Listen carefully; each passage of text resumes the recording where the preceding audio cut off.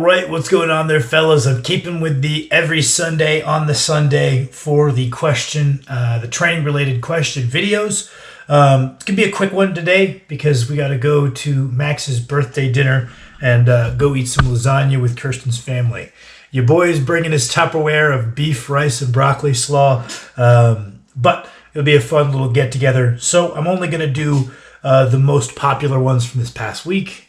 Forgive me. Getting straight into it, the first one is there a reason outside of personal preference why you would favor one form of progression over another? Brownlee has covered so many, it got me thinking that all roads lead to Rome. Is it basically just what you'd buy into the most and make that one that would make it the most worthy of running over others? Thank you. No, I would say not all progression schemes are created equal. I think you're going to find as you lift for longer, you're going to observe, okay, this lift tends to tends to respond well to these trends, right? You say, okay, well, I find that when I'm working in roughly this rep range for my front squat, I seem to make good forward progression. And when I get outside of the general loading protocol, it seems to stall. So we might look to a progression scheme that lets us build within that range, right? Much the same, you might find, okay, well, I have a very difficult time hitting lower rep pull downs with a good quality of movement, a good mind-muscle connection. So I'm going to keep those higher rep. I'm going to select a progression scheme accordingly. So I would say buy-in is definitely a big part of selecting a progression scheme. I would say how advanced you are might factor in, how advanced that given lift is, right? Because if I am training a lift, like let's say my squat, where I'm an advanced lifter and I've been squatting that whole time, it's going to take something that's a little bit slower and a little bit more drawn out of a progression with probably more auto-regulation. It's probably going to take something a little bit more complicated. Whereas if I rotated a new movement, like let's say I had a hack squat that appeared on my doorstep, I would probably be taking a very, very basic progression. I might be taking a very, very easy, simple beat the books approach, right? Or tons of different like one step up from that, like a rep target system, and then one step up from that, we can kind of move into dynamic double progressions because these movements are somewhat novel and I can expect a reasonable rate of adaptation for a good while. I'm going to be selecting a simpler one, whereas a more complex movement, or not a more complex movement, a more advanced movement, you're often going to have to lean into something that's going to not force a rate of progression on you, because you might not be able to predict at what rate you can put weight on the bar. You're going to have to make it so that you're not failing workouts repeatedly. So that's kind of something that's kind of critical with higher level lifters, is if you just say high level lifter, why don't you just do a 5x5 and add weight every time? Well, pretty reliably, you're not going to be able to get 5 pounds stronger every single time. So you're going to be failing. Now, could you say that even that failed workout was productive work? Yeah, sure. And the same thing could apply to a little bit more complex progression schemes. The problem is when we're looking at like a beat the book system on a lift that we're very advanced on, we put a ton of time into, we don't want to be walking away from training sessions feeling as though we failed to adhere to the somewhat arbitrary progression scheme. Really what we're trying to do is we're trying to put in work in a general difficulty range that's relevant to our goals at the time.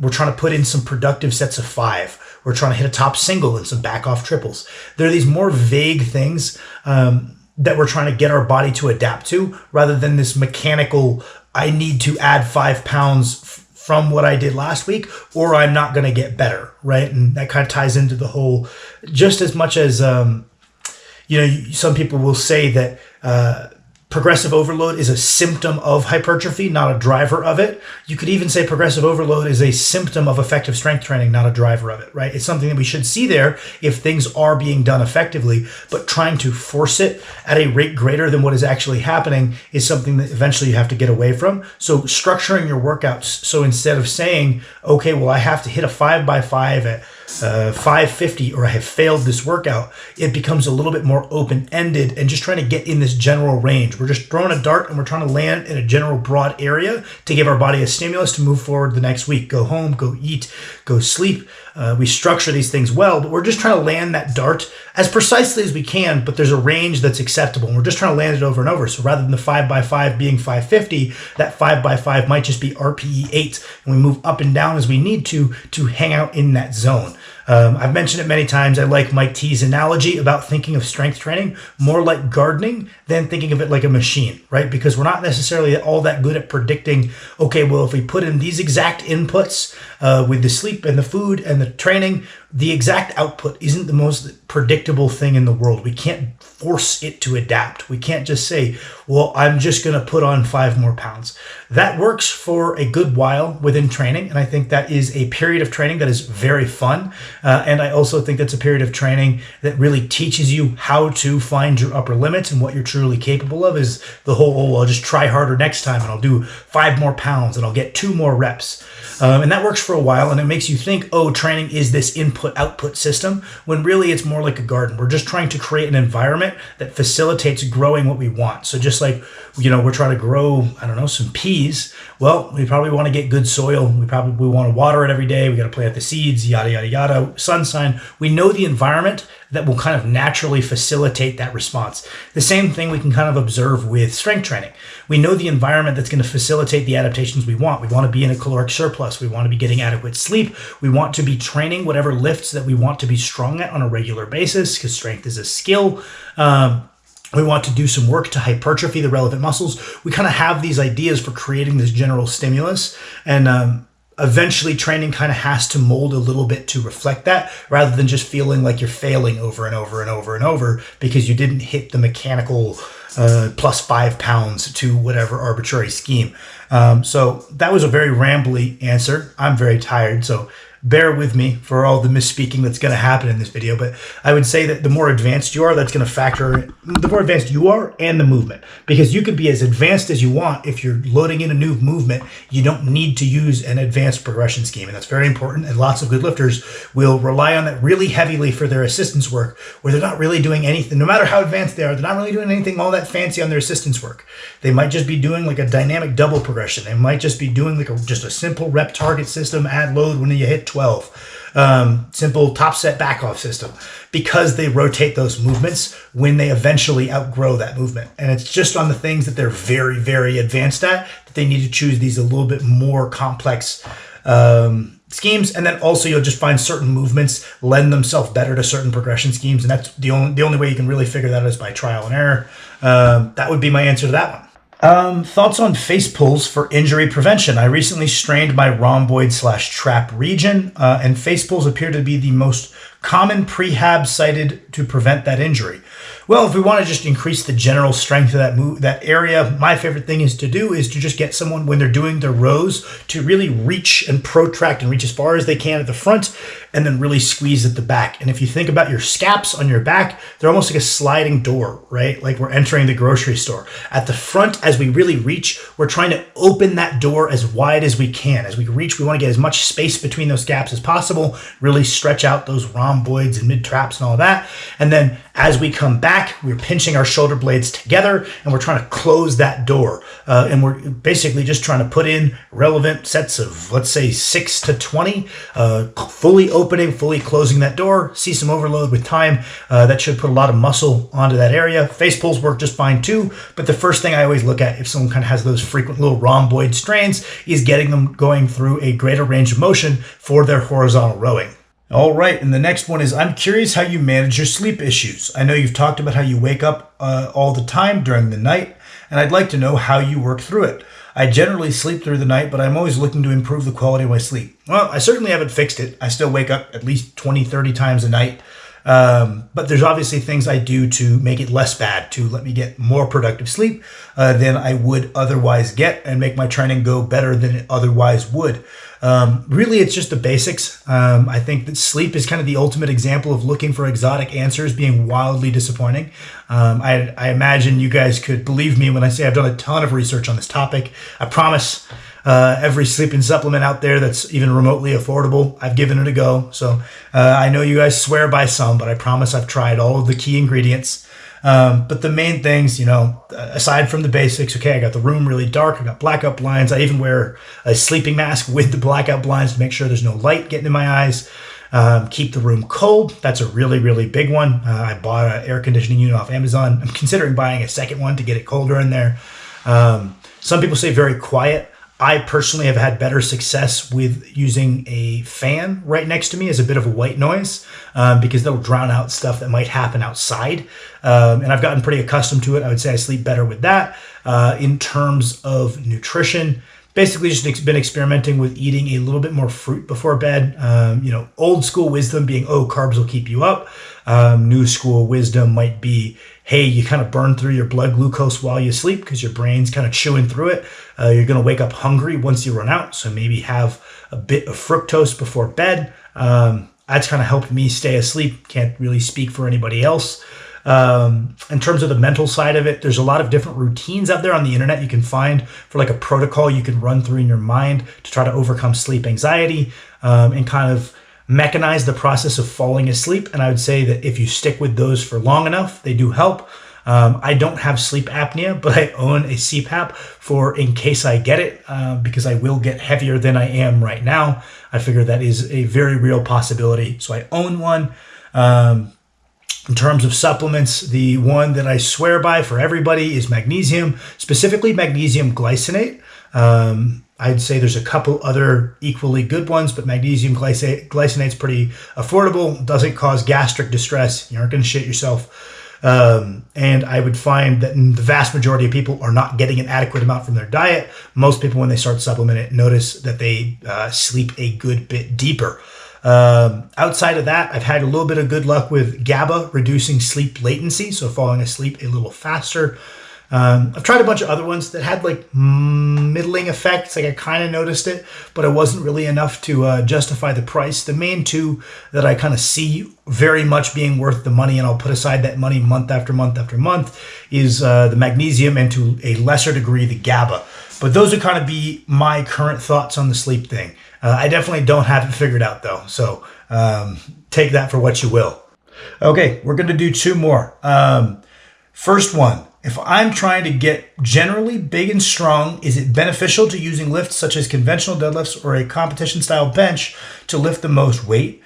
Or would it be more useful to stick with RDLs and a closer grip flat back bench for moderate repetitions? My question isn't specific to these motions, just as examples. Cheers. So I get what you're getting at, right? Is if we've got these blended goals of hypertrophy and strength, right? What should our exercise selection look like? Should we be leveraging ourselves into a position to move as much weight as possible and maybe sacrificing some of the hypertrophy stimulus of the movement? Or should we be kind of disadvantaging ourselves and trying to get strong at these disadvantaged movements? And I would say the first and foremost thing that you need to understand is big is kind of easily understood term. We're just trying to increase muscle hypertrophy. What muscles we're talking about? Sure, you can get into a debate of like, okay, well, certain ratios between certain muscle groups look a certain way. I want to look a certain way, yada, yada, yada, a little bit outside my wheelhouse. But getting bigger is a pretty concrete idea. Getting stronger is a little bit vaguer because while a lot of tasks do have some carryover to one another, strength is a fairly specific thing. So I guess the first thing you need to ask yourself is, what kind of strength do you think is cool? What kind of strength do you aspire to have? The athlete that you want to be like, what lifts are they good at? If we're just talking generally, I like looking at like, okay, well, let's find something that's in the middle. Right? Not so disadvantaged that we're not going to be moving all that much tonnage and we don't get as much neural adaptation, but also not something that's so leveraged to move as much weight as possible that it becomes a poor hypertrophy stimulus, right? So I would usually try to find something that lets you kind of use your goal movements also as developmental tools. That would be my bias. But the first thing we need to do is define what kinds of strength we deem as cool. And if what you deem as cool is a really, really heavy sumo deadlift, well, then yeah, you got a sumo deadlift, right? Because as we said, strength is specific. Maybe we can pick up what that sumo deadlift leaves in terms of hypertrophy with some RDLs afterward or on a secondary day. But regardless, if your goal contains a big sumo deadlift, you better be sumo deadlifting. And even if you say, well, my goals are pretty vague, I would make them more concrete. You're going to be able to chase them and achieve them a lot more reliably if you set out a little bit more concrete goals, because oftentimes having really vague goals, it stops you from ever letting yourself down, but it also hampers your ability to achieve them because they aren't concrete. We can't have milestones and check-ins that we need to be hitting, so we don't know if what we're doing is effective because we don't know exactly what it is that we want. So I would set some concrete goals for yourself. They don't have to be these super long-term goals, because I find that really long-term goals aren't that productive because we're basing them off of very little. People say, well, what do you think you can bench press in your lifetime? I don't have the slightest clue. I'm mostly focused on what's on the horizon and chasing those, and picking what kind of athlete I want to be and choosing my emotions accordingly. I don't know what my 20-year potential is. I have no idea. And if I did, it would just be picking a number out of a hat. I don't know how much a number picked out of the hat. I know I picked that out of the hat. I don't know that's my true potential. It's not going to motivate me very much. Whereas if I set a goal, okay, well, for this training cycle and maybe the end of the year, those are going to motivate me to push forward. I'm going to have check-ins, and I'm going to be able to appraise, okay, well, I gauge my leg strength via my raw high bar squat, for example. I know it's lagging behind. I know my leg strength needs to come up. So even if the goal is just these broader categories of strength, having a proxy to measure those and setting goals on it is probably a good idea. And then, specificity to those goals then starts to implement itself. All right, last one, but we're throwing in a bonus one because he said, please answer. The guy asking about how he will randomly gain 2 to 4 pounds, being a bit confused because that would be a massive caloric surplus. I promise you that is just water retention. Any rapid fluctuation like that, no, you're not eating in a 9,000 calorie surplus randomly one day. Your intramuscular and all the other intercellular space in your body, you can fluctuate in terms of how much fluid you're retaining. There could be a different amount of food going through your digestion system. Rapid spikes in weight shouldn't be read into too much. I would not worry about it too much. You're not overeating that badly. And then the last one,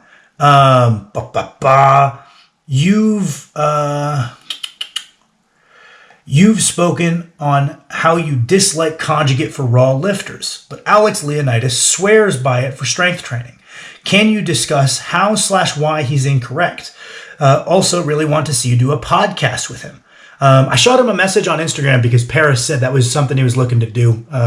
He hasn't seen it yet. I imagine his Instagram is very busy, but I'll keep you guys updated if that situation evolves. But I feel like you're doing me dirty here. You said, I don't like it, and then you said he likes it. I don't mean that. I don't think that means he's incorrect. I've said many times, I think a raw Conjugate program could be set up effectively. I could definitely see a lot of the biggest drawbacks of past implementations of Conjugate, I think, come from the exercise selection more than it comes from a problem with the periodization. Being that a lot of the exercise selection has bled over from the equipped era. They're a lot more focused on strength in the top half of the movement and the bottom half, and raw lifters need to probably spend more time on the bottom half. And I've said if you built a Conjugate system adhering to their general principles, but most of our accessories were focused on bottom end strength. Like we were using pause squats, we were using, long pause benches, buffalo bar benches, pauses off the floor deadlifts. I think it could perform reasonably well. But that being said, I think to implement a good Conjugate raw program requires a lot more training experience and a lot more trial and error to do pretty well than a, let's say, more traditionally periodized approach would take to do pretty well. I don't think there's as much trial and error in establishing what lifts have carryover, what are my indicator lifts, yada, yada, yada. You can hear a lot of complexity in it when someone like Dave Tates talks about it. And the only way you can truly understand that level of complexity is to really go through the ringer of that program. And I don't think you need to reach that level of experience to implement a more traditional periodization. Like I like American block periodization. It's just my cup of tea. To do that well, I think requires a little bit less constant analysis.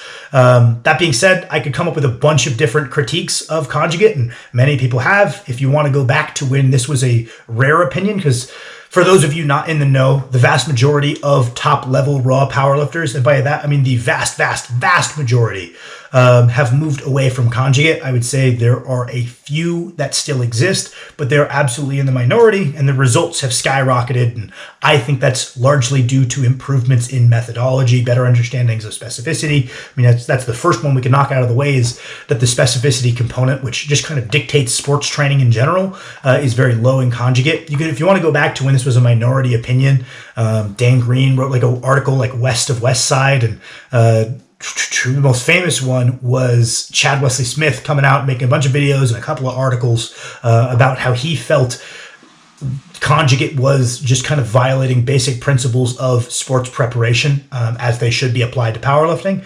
It's not really my cup of tea, but that being said, I'm more than happy to say it can be done well and people can see good results from it. And a lot of the good results I've seen people get from it, I think come from the massive amount of enjoyment that comes alongside it.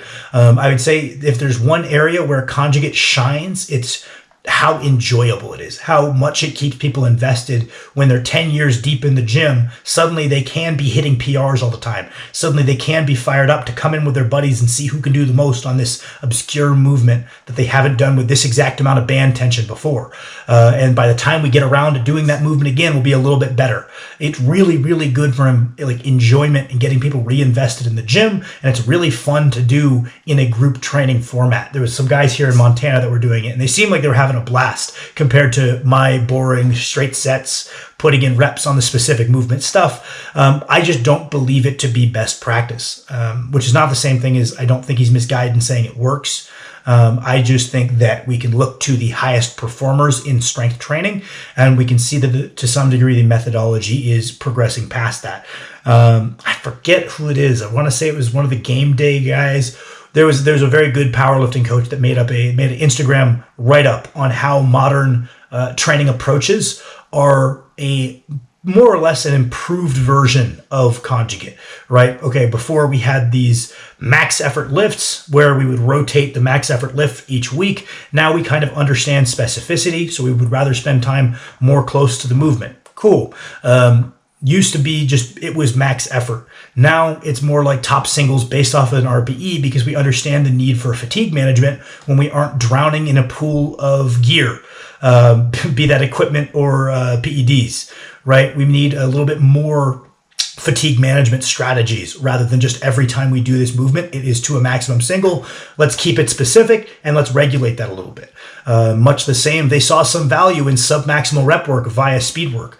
It's probably been improved upon a little bit where we've increased the loading thresholds to be a bit heavier. But again, it's accumulation of straight sub-max sets is a hallmark of modern day programming. So you can see a lot of the things that Louis Simmons was observing to work have been, I believe, improved upon since then. And I think that the overall periodization structure has kind of moved away from Conjugate, and rightfully so. I don't want to come hard against it because there are people that enjoy it and there are people that do it very well. Much like there are some other schemes that aren't my cup of tea, but I can admit there are some coaches that do it goddamn well and their athletes get good results. And at the end of the day, I can pontificate about best practice all I want. What really matters is, are the people participating in the method as it's applied by the coach, not just the method abroad, but the method as it's implemented by that coach, are they seeing results? And if they are, I really have nothing to argue with, right? So it's like if Alex and his clients see good results with it, I got nothing to argue with. I don't think he is wrong. I think he is probably right if they are seeing results. That being said, it's not my cup of tea. It's not for my athletes. And I would say that would be my thoughts, I guess. Yeah. All right. Apologies for this would be a little shorter. I appreciate you fellas as always. Stay tuned. We're going to do a top something or other Tuesdays where I do like my top XYZ lifts, tips for whatever task coming up on Tuesday. And then I'll probably have some different training to log this week because we are going heavy for the next 3 weeks.